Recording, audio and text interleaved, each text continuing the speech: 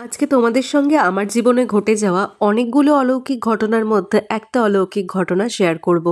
জানো তো, আমাদের মধ্যে কেউ কেউ আছে যারা ঈশ্বরকে বিশ্বাস করে না, শুধু তারা ঈশ্বরকে ফিল করতে পারে, একটা ডিভাইন এনার্জিকে ফিল করে সেই এনার্জির খুব কাছাকাছি যেতে পারে। আমি ছোটবেলা থেকেই এই এনার্জিটা ফিল করতে পারি।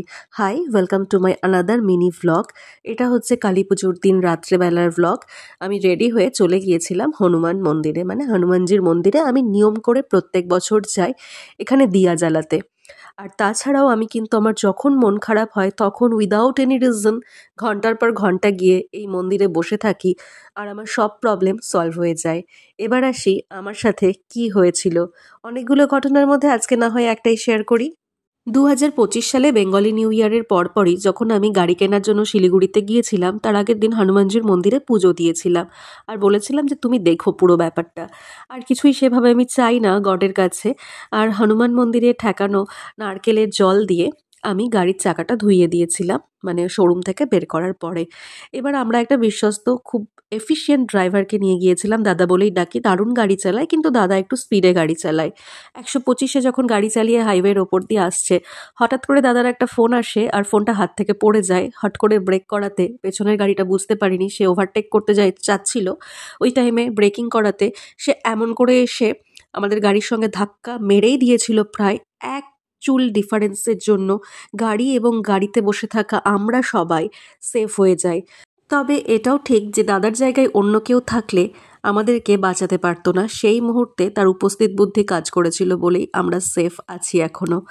তো দাদার জন্যই এটা সম্ভব হয়েছে। দাদার একটা গাড়ি চালানোর প্রতি আলাদাই দখল আছে। প্রথমবার গাড়ি কিনলে কিন্তু সবারই মনে একটা ডাউট আসে যে কিনলাম, আমার স্যুট করবে তো, আবার এদিক ওদিক কিছু হয়ে যাবে না তো।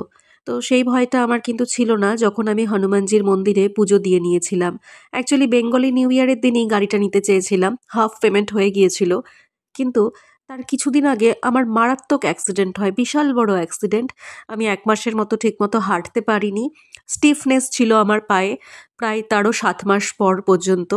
মানে অসহ্য অবস্থা ছিল, আমার ওপর দিয়ে বাইক চলে গিয়েছিল, আমি ছিটকে পড়েছিলাম। মানিটা ঠিক হলো, আমার শরীরের ওপর দিয়ে R15 চলে গিয়েছে, কিন্তু আমি শুধু ইনজিওর্ড ছিলাম।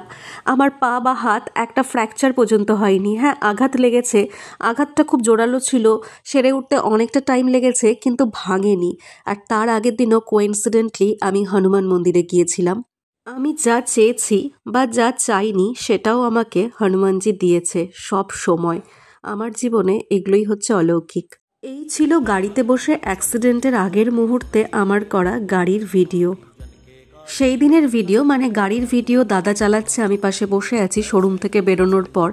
এই ব্লগেরই আগের ভিডিওতে আমি দেখিয়েছি। আর কি বলতো, যেহেতু জীবনের সব ভালো মুহূর্তে আমি ভগবানকে স্মরণ করি, ভগবানকে স্মরণ করেই কিন্তু গাড়িটা কিনতে গিয়েছিলাম। তাই ভগবানই আমাকে বাঁচিয়েছে, ভবিষ্যতেও বাঁচাবে। চলো আসছি, টাটা।